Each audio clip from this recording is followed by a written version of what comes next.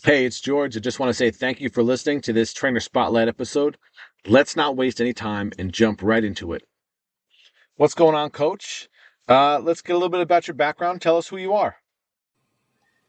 My name is Alison Katschkowsky, and I am a 30-year health and fitness entrepreneur. I've been in the industry since I was a college student, where I started teaching group fitness and cleaning machines for $5 an hour at the time in a very large public gym, which I think for those of you listening that are in the old category like me can probably remember those days. That was really the best way that we had to serve our clients was in person.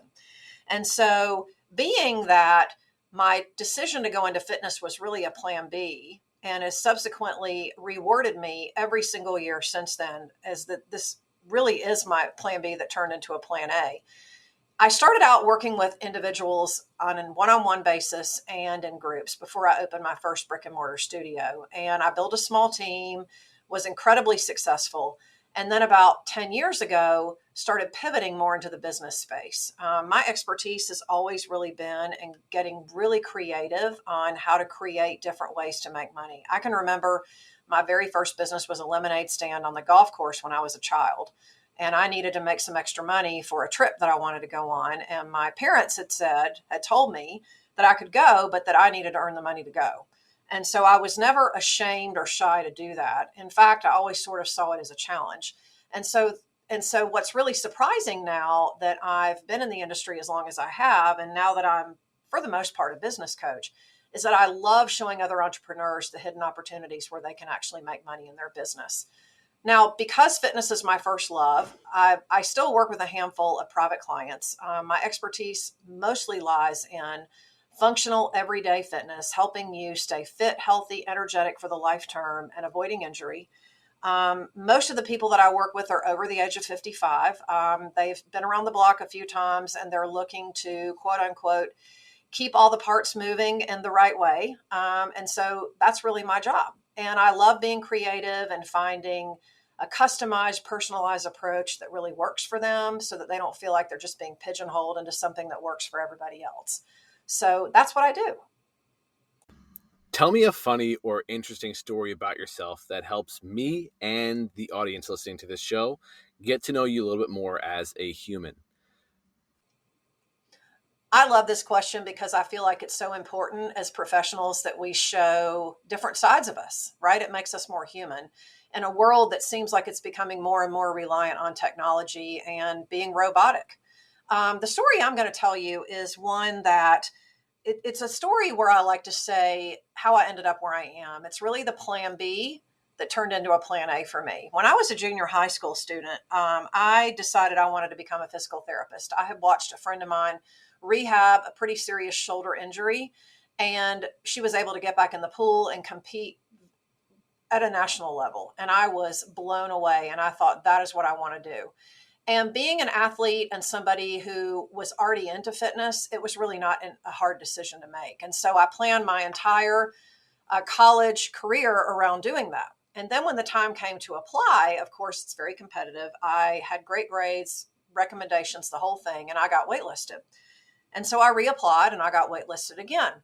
And so I really started to think, okay, I'm really going to need something, I think, to do so that I can actually go to PT school. That was the great irony in the room, is that I felt like I needed to actually do more to get in. So I decided on going to graduate school in exercise science and in fitness, which is consequently what has become my career.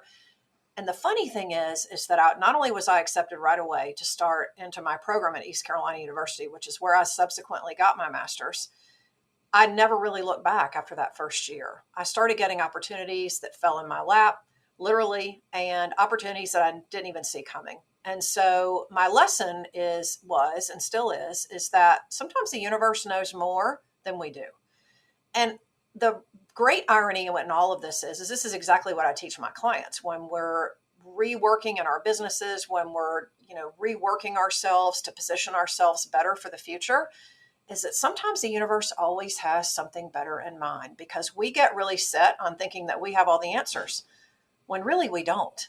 And that's the really funny thing. And that's one of the things that I love teaching my clients now. What strategies do you use to attract and retain clients in your personal training business? Everyone has different approaches, and it's important to find moments to open our minds and learn something from each other. And I think this is one of the aspects within our business that is more or less glazed over and really good to find out what other people are doing. Well, when I first started, really not the only way, but the best way to get clients was in person.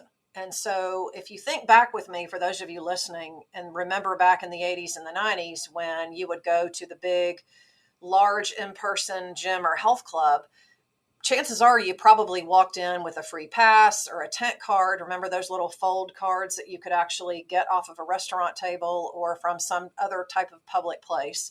The other thing that we did a lot was flyers and lead boxes. And so my first employer out of grad school was I worked for a chain of health clubs to sort of learn the business of the industry. And we got really good at those outbound strategies. But one of the other things that we got really good at was uh, what at the time was called cold calling, but now I really call it reach outs. It's a strategy that I teach my clients now when they're trying to really utilize the online space to build their business. In person isn't going anywhere. Okay. In person is going to still, I think, going to be a very big player in our industry for the future. But the online space is growing at exponential speed. And this is where all of the changes are happening. And so if you're a business owner in the health, fitness, or wellness space now, you really have to have a working knowledge, in my opinion, to be able to work both. So, in order to retain clients, to answer your question, I still think it's really important to be creative with in person strategies. And sometimes have an in person strategy that can work today is some type of in person event. Um, Sometimes it could be a ladies' night out, it can be a men's night out, it can be a retreat or an event. This is something that we do a lot of here at CU Fitness and the Alison K Agency, which are my businesses. But online, one of the strategies that I teach is what I call the rule of three. And this is where you're using your content to attract. You're also networking a lot through a number of different means, and you're using podcasting, not just for yourself, but to build what I call your virtual footprint. This is your working online presence. I really believe the businesses for the future are going to be using both means. In other words, both online and in person to help build their business. What is your process for assessing a new client's fitness level and addressing their goals directly? The way I assess clients might differ from how you do it, and both can be incredibly effective. Let's share some of our secrets so we can help more people together. I love this question because I feel like it's a great opportunity to speak into some new ways to assess fitness, but also to remind people of really the old ways that we used to do it. You know, it's like I said, when I first started and we were 100% in person, we would take measurements, we would use a skin fold caliper to take body fat, which I personally believe if you know what you're doing and your technique is good, it's still fairly accurate. But the key is to really understand not only how to take the measurements, but how to put them into a system to give you the best overall outcome. Most of the time, what we use is a table. You know, you would use a table for the total of the skin folds versus what your overall percentage body fat would be. And I still think that that's a really good, solid thing to do that's basic. But I also think in today's day and age, what's really important is to have a lot of what I call functional means to assess fitness. This might be a stamina test involving doing push-ups or squats or lunges or some of the other functional moves that we do on a day-to-day basis. I also love doing a plank test. I do this with my clients, but also with my college students. I teach a course at a local women's college. We call it boot camp, but it's really more of a metabolic conditioning class. And one of the things that I do with them on the very first day is we do what I call a self-assessment of fitness. And what we do is I ask them a series of questions to ask them to rate themselves. What do they think they're really good at? What do they think they really need work on?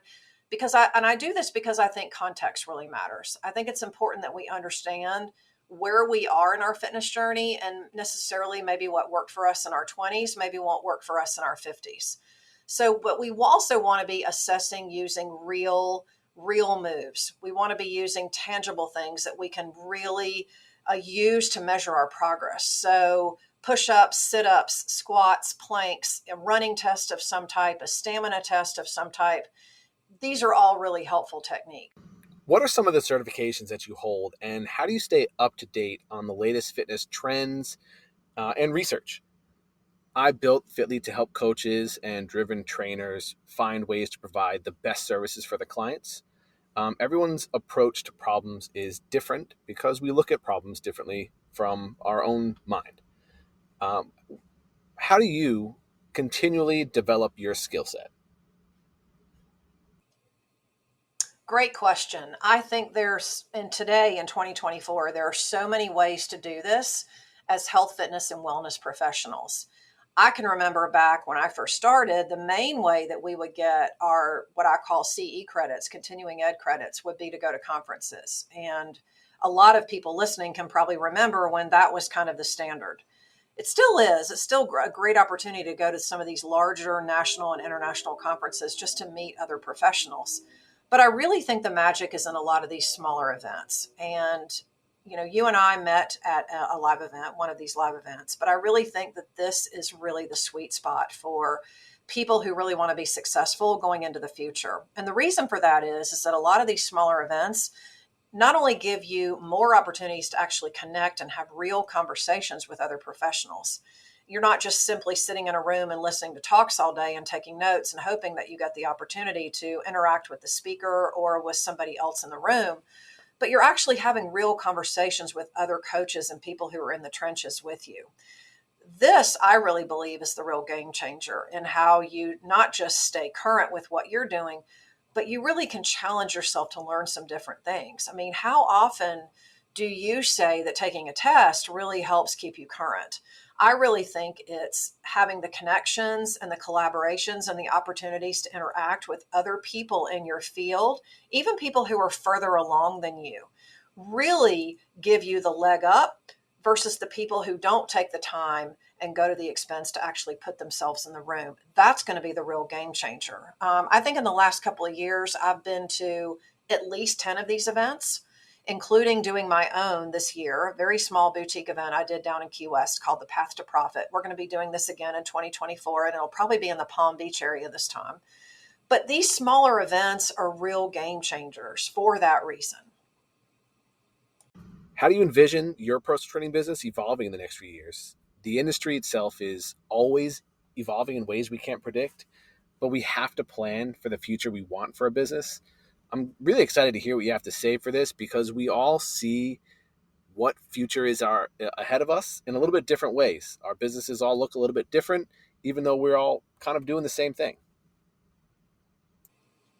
I love this question, and this is right up my alley. And I personally believe, and I have lots of evidence to support this, that the hybrid business model is going to be the future. Now, what does that exactly mean? We probably heard a lot about being hybrid since the pandemic, but a real hybrid business model really finds the elements in both in person and using the digital space to build a business that allows you to work with people in a number of ways. This is important because even for now as well as the future, it's going to be important for us to understand as professionals that we have to meet people where they are. I think most everyone listening can understand that, but I think it's going to become even more important as we step into the future because people's business is changing at breakneck speed, and people are having to adapt their lifestyle to go with that for the most part. And I feel like with people being more mobile than they've ever been and with more opportunities for people to get fit than there've ever been, there's thousands of options available now online, both free and paid. And I think as business owners, we have to look at that and say, what do we want that to mean for us? So my prediction is going to be that not only is the hybrid model going to be the standard go-to, but that there's also going to be a need to really maximize in person in terms of providing really unique and amazing client experiences. This goes really beyond the one-on-one work that you might do with your clients or the small group work. I'm talking about getting people together for a day or a weekend or a few days, whether you call it a retreat experience or an immersive event of some type, and allow people to really experiment with the different tools and techniques that we can teach them as professionals. This is where people are really going to see the game changing differences, not just in learning the skills, but actually connecting with other people who are doing the same thing. We are supposed to be around other people. We're supposed to be connected to other people. It's part of being human beings. So I really think that for the future, the most successful businesses are going to find a way to make all of those pieces work. What do you think are the biggest challenges currently facing the fitness and personal training industry? I know they're everywhere. Challenges are all over the place. But with the advent of different technologies, advanced technologies, social media, increased video and photo exposure, in person training versus online training, the more educated clients are, or the more misrepresented clients are, or misled clients are. I know there's challenges everywhere. What do you think the biggest ones are? Great question. And the teacher in me just really wants to get on a soapbox and talk about this because I feel like there are two schools of thought here. One is that there are so many opportunities available for health and fitness and wellness professionals now, more so than I think there have ever been in my lifetime. And that's a good thing because it means that not only are there more ways for people to get in the game and help and be active players, but I also think that there's thousands of more people we can help when we've got more people in the boxing ring, so to speak, with us, helping us fight the obesity epidemic and the lack of physical activity that's existent all across the United States today. I was reading some statistics the other day that said that Americans now are not only fatter than they've ever been, but they move less than they ever have. And that's incredibly ironic to me, considering all of the options and all of the things that are available to people today. Now, the flip side to that is that there are a lot of people out there working with people that have no business doing it. They either don't have the proper education. We really don't have a lot of regulation on the health, fitness, and wellness industry in general. We don't really have a governing body that sanctions people for, say, doing things that they're not certified to do or trained to do. And I just think that that's partially on us as professionals. I think we really have to sound the alarm, but in a way that's constructive for people. So, in other words, I think one of the best things that we can do is use our own bully pulpit to, invite people to advocate for themselves, learn to, when they interview potential trainers and coaches, to ask for references and to ask for qualifications and to be their own advocate. And a lot of people, I think, don't really know what that looks like for us. And so I feel like it's really up to us to set the standard for what is acceptable and what isn't. I really think that's a big challenge facing us now. And as someone who's been in the industry for close to 30 years, I've seen a lot of trends come and go. I've seen a lot of techniques come and go. I've seen a lot of training programs come and go. So I really think for those of us that are in this for the long game, this is a battle that we have to fight. I'm so glad you guys got a chance to meet Allison. We had apparently been two ships passing in the night at the last two Raise the Bar conferences before this past year's. And this past year, we actually got a chance to meet each other because a couple people in our groups overlapped. So after the last day of the event, we as a group went to, I think it was the Velvet Taco in Plano. I think it was the one that was close there. Anyway, we went there, we hung out, we had some talks, some laughs, and I got to know her story a little bit and her experience in the industry. And it was such an awesome one that I'm so happy that we were able to um, keep in touch through our communication online, Instagram and emails. And yeah, I'm glad you guys got to meet her. And I hope you enjoyed the episode a lot. She has a lot to offer. And I look forward to you listening to episode number 3, which will feature a brand new coach.